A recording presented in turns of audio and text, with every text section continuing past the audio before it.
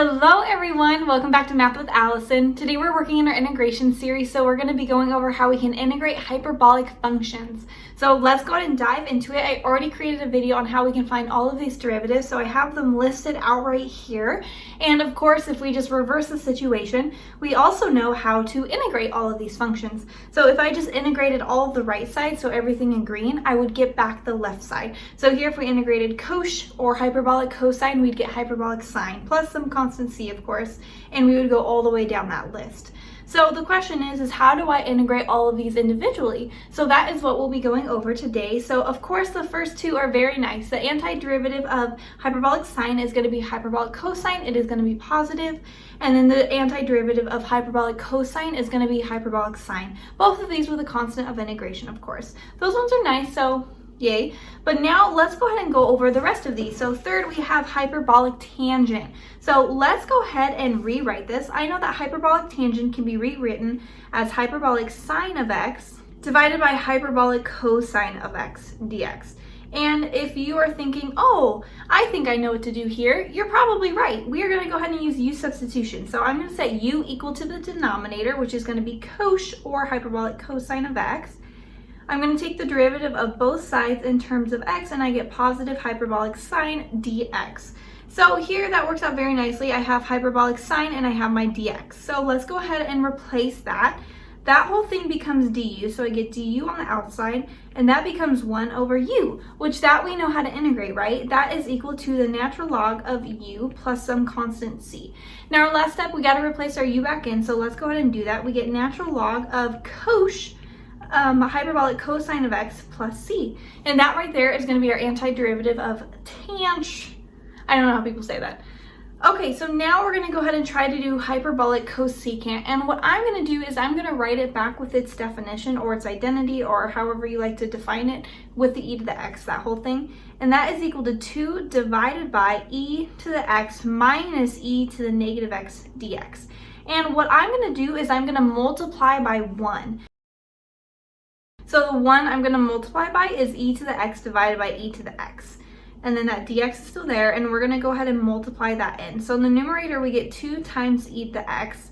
In the denominator first, I have to FOIL it out, so I get e to the x quantity squared, or e to the 2x, whichever you like, minus, and that becomes e to the negative x plus x. Negative x plus x is equal to 0, so we get e to the power of 0, which becomes 1. And so notice here, I'm going to go ahead and actually use u substitution. I'm going to set u equal to e to the x, so du is equal to e to the x dx. And let's go ahead and see that in our integrand. We have that e to the x and we have our dx. So we can go ahead and replace that with u. So we get du on the outside, that becomes a 1 in the numerator, and we get u to the power of 2 minus 1. So our next step is to factor out that denominator, right? That is a difference of squares, and so we end up with u plus 1, u minus 1.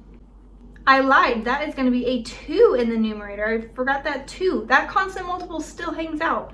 This one right here, that's what I'm talking about. So I'm going to go ahead and use partial fraction decomposition. So here I have 2 divided by, and that is going to be u plus 1, u minus 1, is equal to some constant a divided by u plus 1 plus some constant b divided by u minus 1, right? So what I'm going to do is multiply that whole thing times u plus 1, u minus 1. So on the left side, both of those factors cancel out. With a, the u plus 1 cancels out, so I get u minus 1. And then with b, the u minus 1 cancels out, so I just have u plus 1. So let's go ahead and talk about the right side. So that becomes au minus a plus bu plus b. Now I'm going to go ahead and combine like terms. So I have a plus b multiplied by u, right?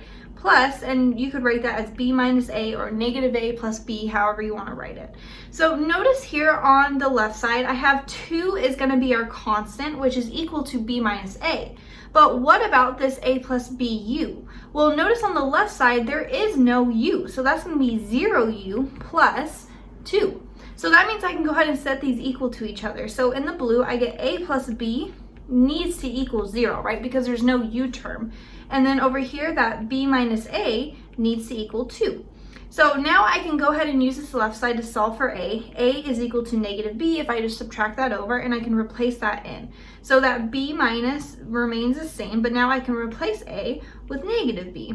And that is equal to 2. So that becomes b plus b, which is equal to 2b is equal to 2. Divide both sides by 2, I get b is equal to 1. And now I can go ahead and replace that back in over here. A is equal to negative 1. So now I have what these constants are equal to, so I can replace it. So this is equal to negative 1 over u plus 1 plus 1 over u minus 1. And I can go ahead and replace that in the whole integrand. So I'll go ahead and do that. I'm going to write it down here. We get the integral of negative 1 over u plus 1 plus 1 over u minus 1 du. So now we can go ahead and integrate both of these. We get negative natural log of u plus 1 plus natural log of u minus 1 plus some constant c. I'm going to go ahead and rewrite this, because if we remember natural log rules, when we subtract, we get to divide inside the natural log. So that becomes u minus 1 divided by u plus 1 plus c. So now we can go ahead and replace what u is equal to, and we set u equal to the e to the x. So e to the x minus 1 divided by e to the x plus 1. So we're not quite done here yet, because we want this to be some sort of hyperbolic function. We want to remain in the hyperbolic family. So I'm going to go ahead and multiply by 1 again, and I'll go ahead and show you what I'm going to multiply by. I'm going to multiply by e to the negative x divided by 2, and you will see why fairly soon, plus c. So here, when I multiply that in, I get e to the x divided by 2, x minus x divided by 2 is x minus 2, minus e to the negative x divided by 2, divided by e to the x divided by 2, plus e to the negative x divided by 2, plus c. So if you're noticing, this should look like a hyperbolic trig function, and I'm going to show you right here. We have that hyperbolic tangent of x is equal to e to the x minus e to the negative x divided by e to the x plus e to the negative x. Notice that is super close to what's inside the natural log. The only thing that's different is that this input, the x, is actually x divided by 2. So this is equal to the natural log of hyperbolic tangent of x divided by 2 plus some constant c. And that's how we get the integral of hyperbolic cosecant of x. And notice it's not negative, it actually is positive. So you might be thinking, oh, I'm going to follow that same process for secant, hyperbolic secant. No, you're not. We're actually going to go ahead and rewrite this as 1 over hyperbolic cosine of x, right? That's hyperbolic secant. And I'm going to multiply by a 1 again. I'm going to multiply by hyperbolic cosine of x on both the top and the bottom.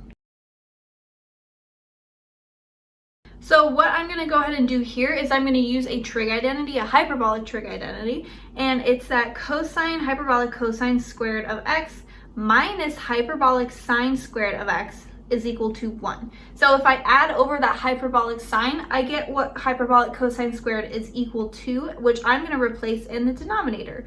So I have hyperbolic cosine of x in the numerator, and in the denominator, I get 1 plus hyperbolic sine squared of x, right? If I just added this over to both sides, that's exactly what I would get. And of course, we have our dx. And what we're going to go ahead and use now is u substitution. I'm going to go ahead and set u equal to hyperbolic sine of x because I can see its derivative. And the question is, where can I see it? I can see its derivative right here. So when I take the derivative, I get du is equal to, that dx shouldn't be here yet, I got ahead of myself. So that's going to be hyperbolic cosh of x dx. And like I said, I already see that, so I can go ahead and replace it. So here, that becomes a du on the outside. The numerator is equal to 1, and we get 1 plus u squared. And we know this antiderivative. This is equal to inverse tangent or arctangent, whatever you like to write, at u plus some constant c. And we can replace back in what u is equal to, which is hyperbolic sine or sinh of x plus c. And there we get our identity. So the question is, why didn't we follow the same process as the previous problem? And I'm going to go ahead and show you why. So let's pretend we actually do that. So I'm going to go ahead and rewrite secant as 2 divided by e to the x plus e to the negative x. And remember, in the last problem, what we did was we multiplied by a 1, and that 1 was equal to e to the x divided by e to the x. So in doing that, we get 2e to the x, just like last problem, and that becomes e to the x quantity squared, and that is plus 1 dx. And in this case, again, we would set u equal to e to the x, and we would get our corresponding derivative, e to the x dx, which I can see we can replace back in immediately. And I'm going to actually remember that 2 in the numerator. We get 2 divided by u squared plus 1 du. Now that one's very nice. We get arctangent or inverse tangent of u plus c. That 2 is a constant multiple, so it just hangs out, right? And when we replace u back in, we get inverse tangent times 2 of e to the x plus c. The difference between these two problems is that this one does not involve any hyperbolic functions. This solution does involve hyperbolic functions. It's not like that big of a deal, but what we like to do is we kind of like to stay in the family of hyperbolics. So if we're integrating a hyperbolic, let's stay with hyperbolics, which is why we use that first method. And we got one more, and you can see there's a short space. That's because this one's nicer. We're going to do the same thing like we did for hyperbolic tangent. So that becomes cosh in the numerator and sinh in the denominator, dx. And again, we're just going to use u substitution. So we set u equal to the denominator because we can see our derivative. So du is equal to cosh of x dx. And we can see that is going to be right here with our dx. So let's go ahead and just directly replace that in. We get 1 over u du, which is equal to the natural log of u plus c. We can replace our u back in, and we get sinh natural log of hyperbolic sine of x plus c. And there's nothing we need to do to make this one weird because we're within the hyperbolic family. So that is all of our integrals. I have a nice little summary right here. We can see the nice little list. Notice that none of these actually are negative. They all end up to be positive. We have 3 of them, so 1, 2, 3 with natural logs. We have one with inverse tangent because, you know, apparently hyperbolic secant likes to do its own thing. But sine, hyperbolic sine and cosine, they just alternate, and there's no negative you have to worry about. That's all I have for us in this video today. If you enjoyed it, I have many more like it, so make sure to check out my playlists that are linked down below. Otherwise, please give this video a thumbs up and comment other problems and topics you'd like to see done. Thanks for watching.